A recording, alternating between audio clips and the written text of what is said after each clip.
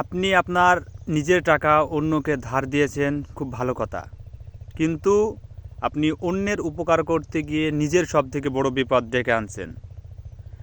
কারণ যখন আপনি আপনার নিজের টাকা অন্যকে দিয়েছেন, হয়তো তার উপকার হয়েছে, তার বিপদে আপনি সাহায্য করেছেন, কিন্তু সেই সাহায্যের আর এই উপকারের কথা কতক্ষণ সে মনে রাখবে, এটা একটা ভাবার বিষয়।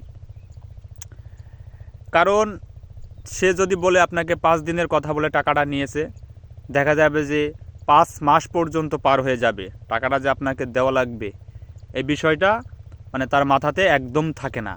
সে হয়তো ভাবে তার কাছ থেকে টাকা ধার নিয়েছি, এই যে হয়তো তাকে টাকাটা দেওয়া লাগবে না বা তার হয়তো প্রয়োজন নাই।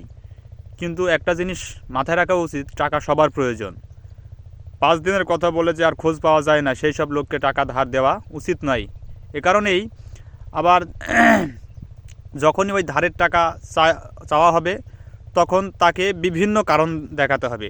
নিজের টাকা ধার দিয়ে তাকে কারণ দেখানো লাগে যে আমাকে টাকাটা আমার এই কাজে লাগবে, আমার টাকাটা দাও, খুব দ্রুত দরকার। তারপরও সে টাকা দেয় না। তাহলে উপকার করে লাভ কী?